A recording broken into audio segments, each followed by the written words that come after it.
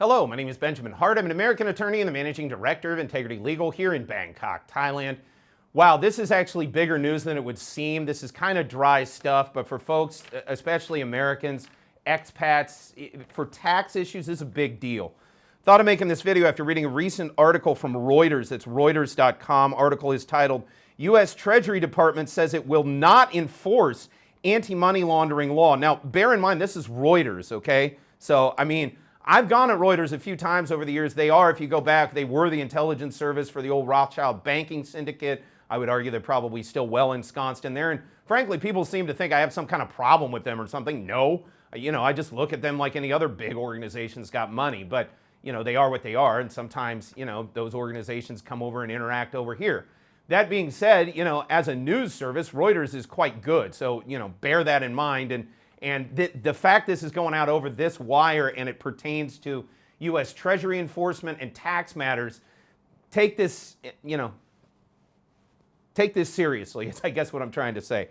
That said, quoting directly, the U.S. Treasury Department said on Sunday it would not enforce an anti-money laundering law that obliges millions of business entities to disclose the identities of their real beneficial owners. Now, interestingly, I saw a recent article in the Bangkok Post, which I was going to make a video on, then I kind of ultimately decided I may still do it, but for now, let me just mention it as an aside. It appears here that authorities in Thailand are looking to now go after nominees because of the whole issue with fake people working illegally in Thailand. My first question would be, I find it a little bit disingenuous that the current administration here would be going after nominees, especially when Mr. Thaksin some years ago used nominees to very much his own ends, and that's the whole reason nominees are illegal in the first place. So it drips with irony. Let's just say that where the core coalition party is out there on the ramparts, if you will, against nominees. Meanwhile, I think it's a little bit disingenuous, and it actually misses the point, and it will probably do some damage to people who are really trying to do business over here.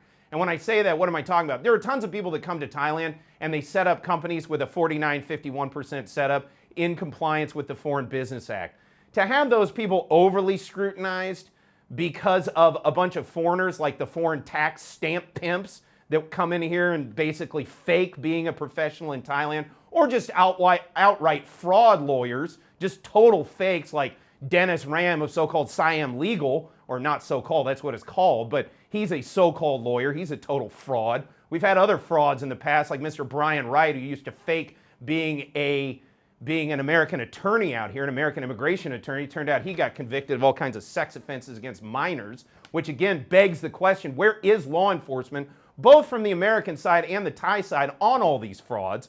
But that said, the point I'm trying to make with regard to this is, going after nominees, it misses the point. It's the people working illegally that's the problem. Moreover, look, I'm on a number of companies with a number of different folks that I've set up over the years that do all kinds of different business as a Thai that, yeah, I'm genuinely on there. Am I going to get a bunch of scrutiny? I'm not a nominee. We genuinely work in all of these companies.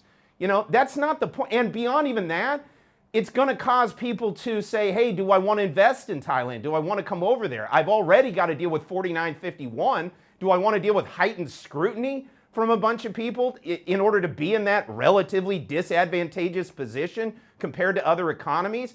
The point I'm trying to make is, here in Thailand at least, stop trying to search for beneficial owners, to use the phraseology in this article. Maybe worry a little bit more about the people who are actually working illegally here. Okay?